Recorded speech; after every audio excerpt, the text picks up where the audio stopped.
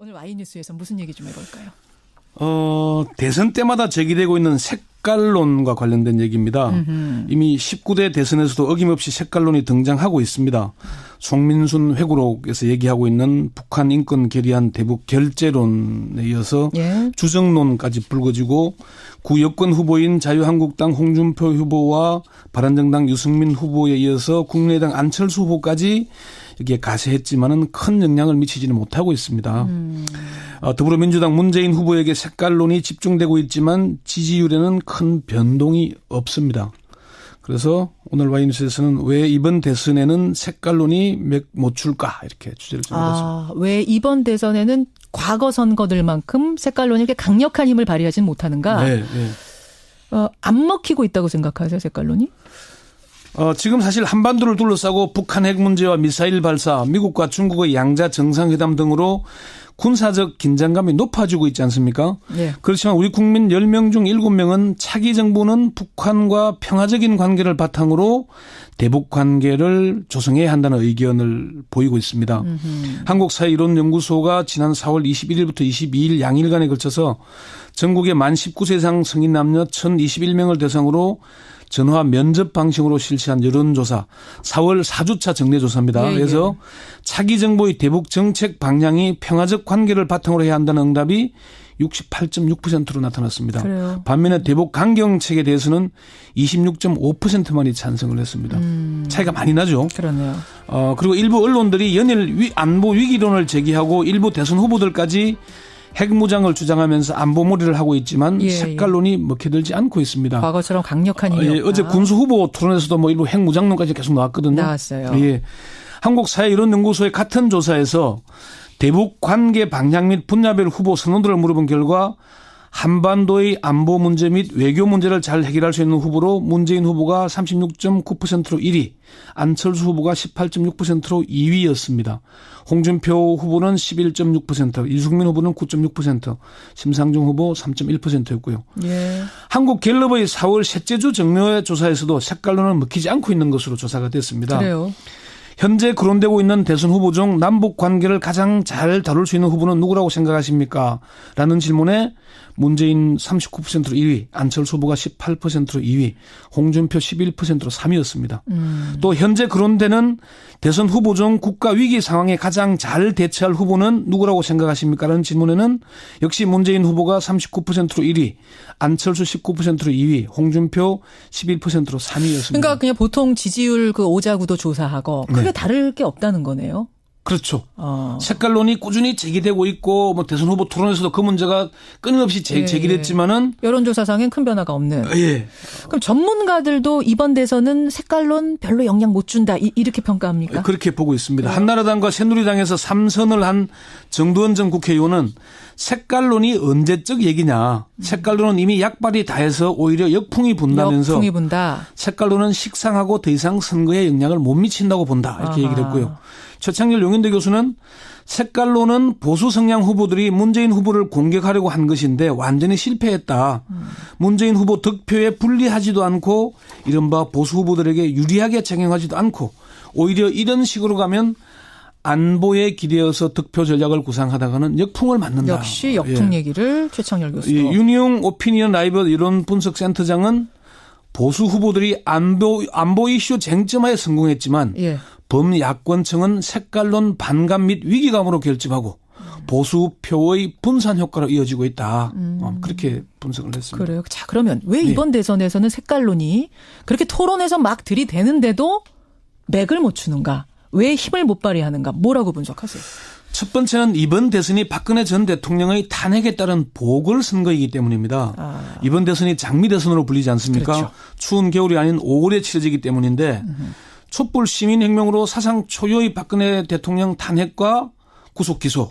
이거는 색깔론으로 덮을 수 없는 뛰어넘는 국정농단 세력에 대한 분노가 가시지 않고 있는 상황이기 때문입니다. 그러네요. 오히려 색깔론보다는 정권 교체론이 더 먹히고 있죠. 한국사회이론연구소 강철구 대표는 노년층 일부와 극보수층은 문재인 후보를 빨갱이라고 주장하지만 색깔론이나 안보 불안 논리가 먹히려면은 중도 보수층이 이를 받아들여야 하는데 중요한 건 중도 보수층이다. 이들이 박근혜 탄핵 이후 냉정하게 판단하고 있기 때문이다 이렇게 봤고요. 그렇게 봤군요. 두 번째는요. 양자 대결이 아닌 다자 대결 구도이기 때문에 색깔론이 먹히지 않고 있습니다. 그건 무슨 얘기인가요? 양자 구도에서는 색깔론이 위력을 발휘합니다. 지난 18대 대선에서 이른바 NLL 프레임이 선거 막판까지 영향력을 미쳤죠.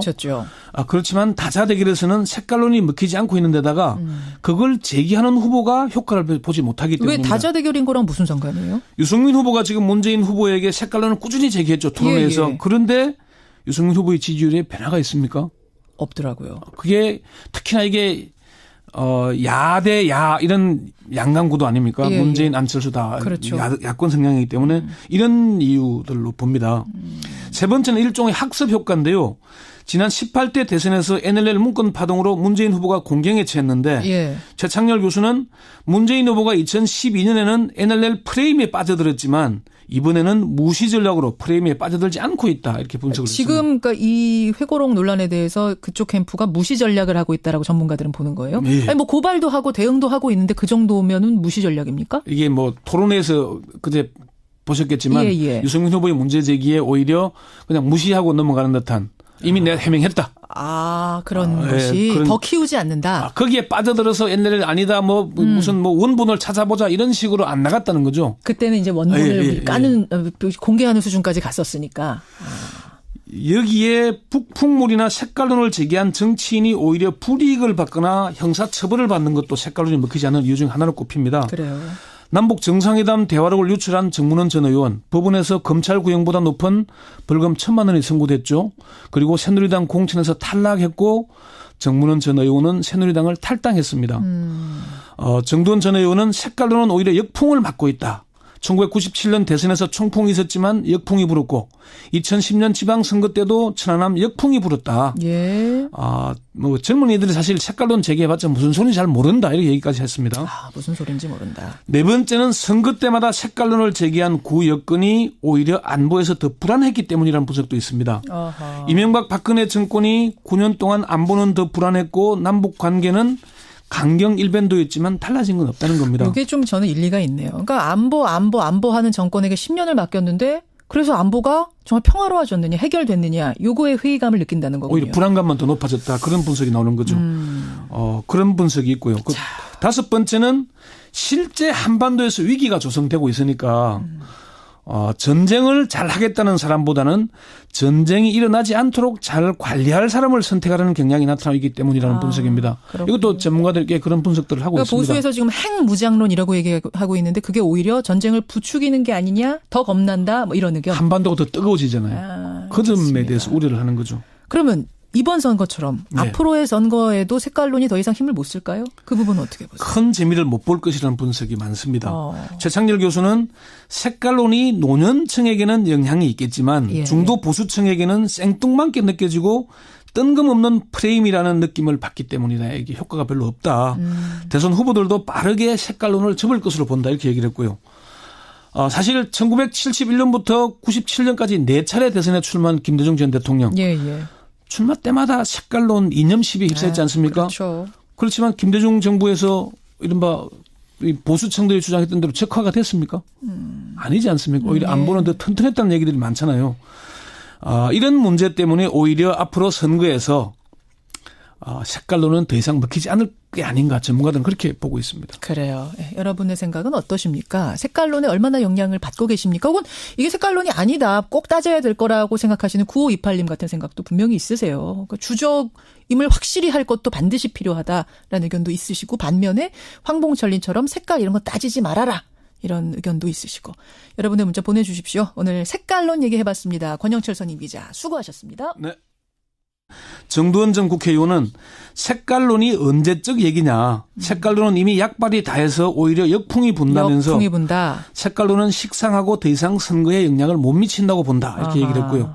최창렬 용인대 교수는 색깔론은 보수 성향 후보들이 문재인 후보를 공격하려고 한 것인데 완전히 실패했다.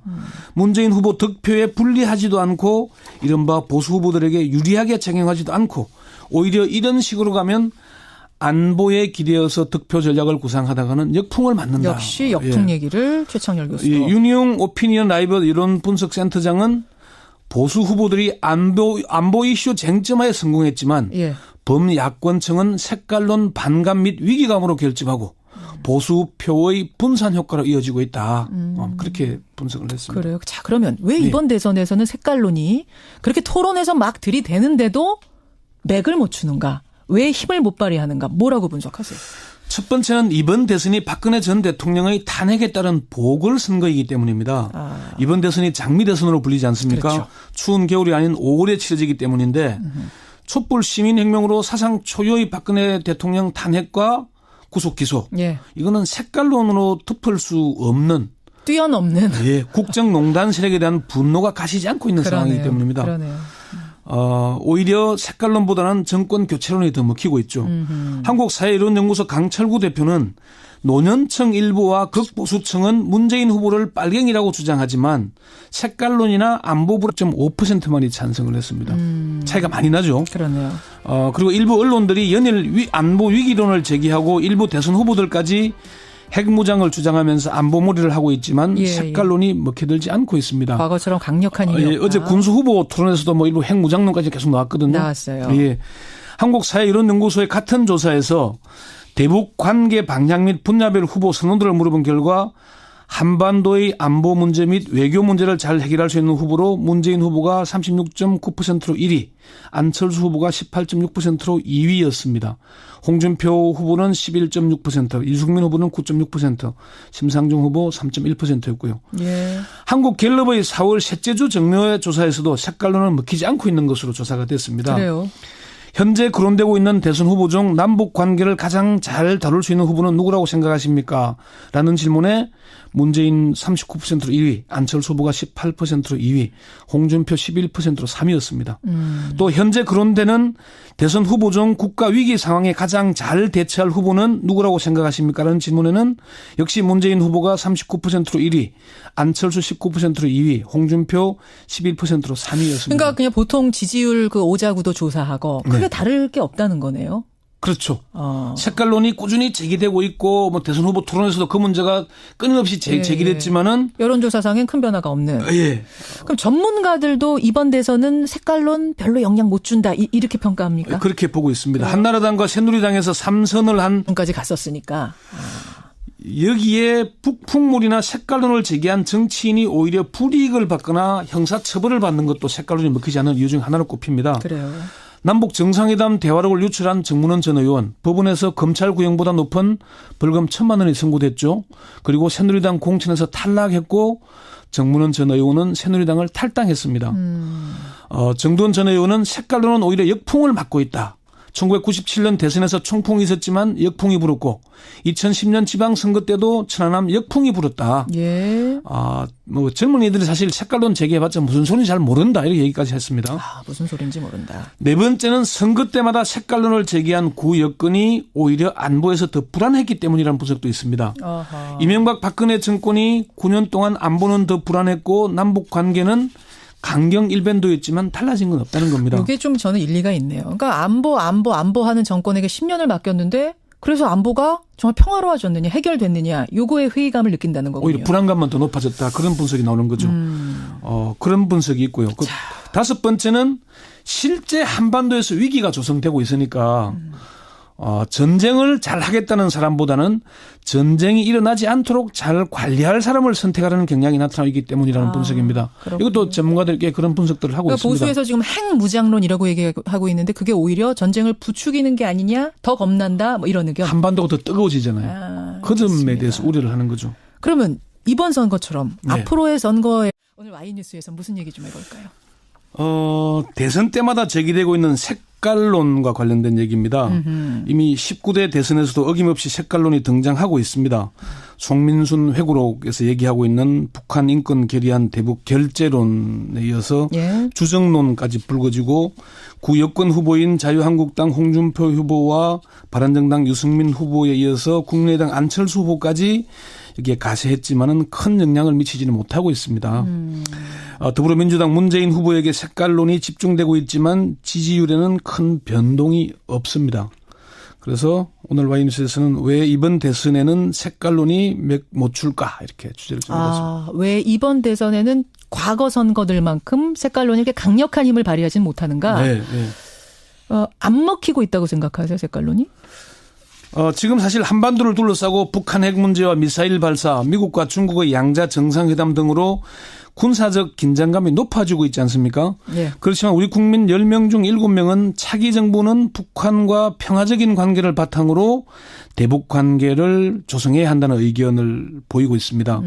한국사회이론연구소가 지난 4월 21일부터 22일 양일간에 걸쳐서 전국의 만 19세 이상 성인 남녀 1,021명을 대상으로 전화 면접 방식으로 실시한 여론조사 4월 4주차 정례조사입니다. 예, 그래서 차기 정부의 대북 정책 방향이 평화적 관계를 바탕으로 해야 한다는 응답이 68.6%로 나타났습니다. 그래요. 반면에 대북 강경책에 대해서는 26만 논리가 먹히려면은 중도 보수층이 이를 받아들여야 하는데 중요한 건 중도 보수층이다. 예, 이들이 박근혜 탄핵 이후 냉정하게 판단하고 있기 때문이다 이렇게 봤고요. 그렇게 봤군요. 두 번째는요. 양자 대결이 아닌 다자 대결 구도이기 때문에 색깔론이 먹히지 않고 있습니다. 그건 무슨 얘기인가요? 양자 구도에서는 색깔론이 위력을 발휘합니다. 지난 18대 대선에서 이른바 NLL 프레임이 선거 막판까지 영향력을 미쳤죠. 그렇지만 다자 대결에서는 색깔론이 먹히지 않고 있는 데다가 그걸 제기하는 후보가 효과를 보지 못하기 때문입니다. 왜 다자 대결인 거랑 무슨 상관이에요? 유승민 후보가 지금 문재인 후보에게 색깔론을 꾸준히 제기했죠. 토론회에서. 예. 그런데 유승민 후보의 지지율에 변화가 있습니까?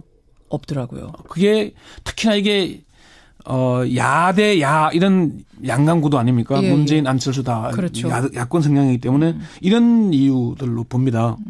세 번째는 일종의 학습 효과인데요.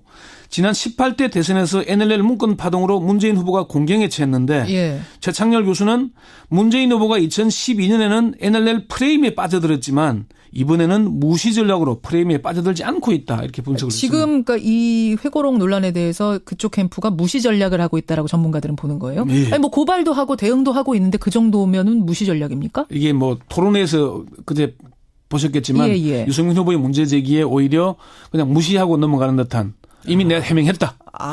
그런 것이 더 키우지 않는다. 거기에 빠져들어서 NLL 아니다 무슨 원본을 찾아보자 이런 식으로 안 나갔다는 거죠. 그때는 이제 원본을 까는 공개하는 수준.